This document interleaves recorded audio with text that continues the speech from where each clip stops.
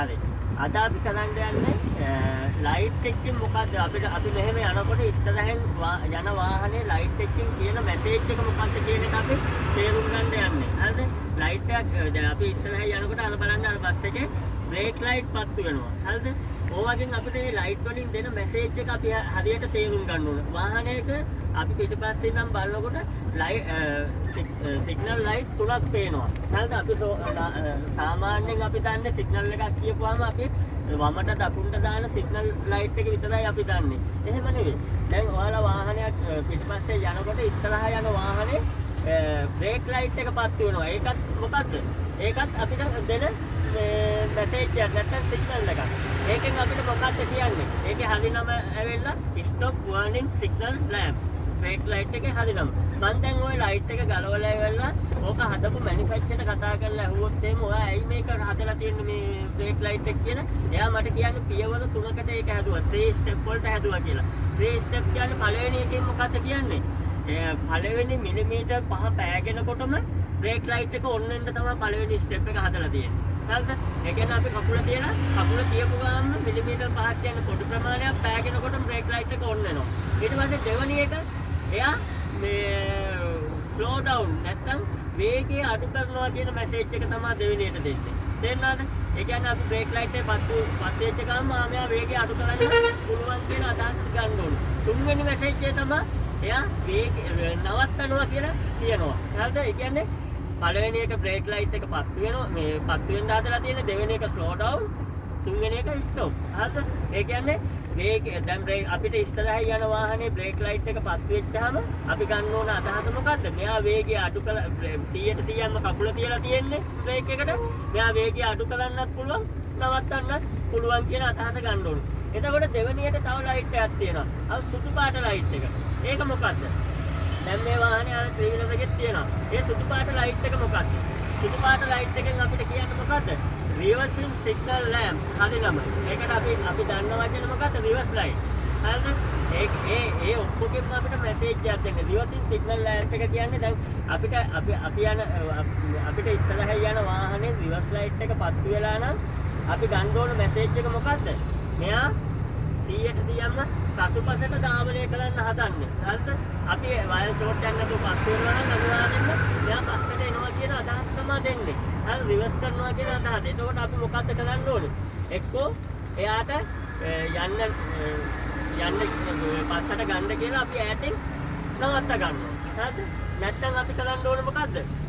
දකුණු පැත්තේ ඉඩ තියෙනවා නම් අපි අයින් වෙලා ඈතින් එයාව පාස් කරලා යනවා. හරිද? එතකොට තුන්වෙනි ලයිට් එක මොකද්ද? තුන්වෙනි ලයිට් එක තමයි ඔයාලා ඔය සිග්නල් එකක් කියපුවාම දන්න කොමන්ලි දන්න මේ සිග්නල් ලයිට් එක. ඒක මොකද්ද? අර වමට දකුණට පත්තු වෙන කහ පාට තැඹිලි පාටට තියෙන ලයිට් එක. ඕක තමයි ලෝකේ තියෙන අනතුරුදායකම සිග්නල් එක. අනතුරුදායකම සිග්නල් එක කියලා ඇයි මම ඒක කියන්නේ? දැන් ඔයා හිතන්න දැන් අන්න අර ලොරියේ සිග්නල් ලයිට් එකක් පත්තු වෙනවා වමට. දැන් හරිද? පොඩි උදාහරණයක් මම කියන්නේ. හරිද? දැන් ඒ සිග්නල් ලයිට් එක පත්තු වෙච්චාම ඔයාලා ගන්න අදහස මොකද්ද? මෙයා වම් පැත්තට නවත්තනවා කියලා. හරිද? තව ටිකක් දුර ගිහලා අර වාහනේම ආපහු වමට සිග්නල් ලයිට් එක දානවා. එතකොට වමට හරවන්න බැයිද? පුළුවන්. ඒ වගේම තමයි දැන් දකුණට සිග්නල් එක දැම්ම කියනකොට දැන් මම මෙහෙම යන ගාම දකුණට සිග්නල් එක දානවා. හරිද? මට මේ ලේන් එක චේන්ජ් කරන්නත් මම දකුණට සිග්නල් එක දාන්නේ. තේරුණාද? ඊට පස්සේ තව ටිකක් දුර යනවා. ආපහු දකුණට සිග්නල් එක දානවා. එතකොට මම මේ ඉස්සරහින් යන වාහනයක් ඕවර්ටේක් කරන්නත් මම මේ ලයිට් එකම තමයි දැම්මේ දකුණට. හරිද? ඒකට තව ටිකක් දුර යනවා. මම යූ ටර්න් එකක් ගන්නවා. මම ඒත් ආයෙ දාන්නේ දකුණට අර සිග්නල් එකම තමයි.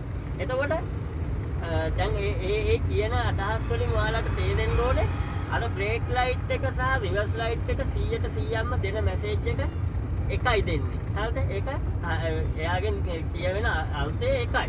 හරිද? ඒ වුණාට රිවර්ස් ලයිට් එකකින් අපිට එහෙම අදහසක් එක සැරේ ගන්න බෑ.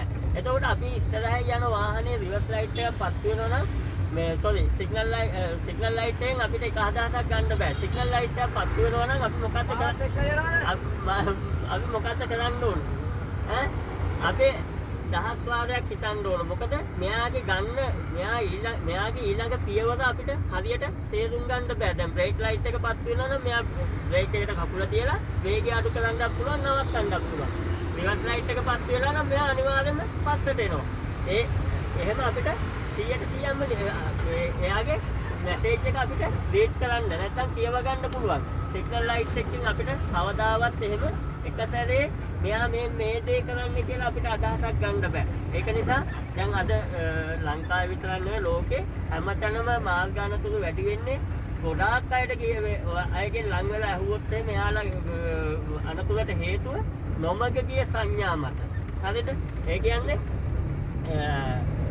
එයා හරියට මෙයාගෙන් දෙන මැසේජ් එක හරියට තේරුම් ගන්න නැහැ. දැන් අපි සිග්නල් ලයිට් එකක් දකුණට දාලා තිබ්බොත් අපි හිතන්නේ මෙයා දකුණට හරවන්න තමයි යන්නේ කියලා අපි වමෙන් දාන්න යනවා. ඔන්න ඇක්සිඩන්ට් වෙනවා. අන්න ඒකයි තේරුම. හරිද? ඒක නිසා මම ඔන්න ඔය අදහස දෙන්න අද ඔය වීඩියෝ එක කරේ. ඔයගොල්ලෝ හොඳට තේරුම් ගන්න බ්‍රේක් ලයිට් එක නැත්තම් මේ රිවර්ස් ලයිට් එක අපිට 100%ක්ම විශ්වාස කරන්න අදහසක් ගන්න පුළුවන්. ඒ වුණාට ඔය වමට දකුණට දාන මොකද සිග්නල් ලයිට් එක හරිද?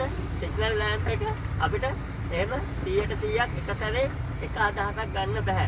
ඔය දේ කියන්න තමයි මම ඔය මේ වීඩියෝ එක කරේ. එහෙනම් ඔයාලා බලන්න මොකක් හරි අදහසක් තියෙනවා නම් කමෙන්ට් එකක් දාන්න. මගේ YouTube channel එක තියෙනවා driving teacher තාරක. ඒකට මැසේජ් එකක් දාන්න. මේ subscribe කරන්න උදව්වක් වශයෙන් මේ එහෙනම් බොහොම ස්තුතියි.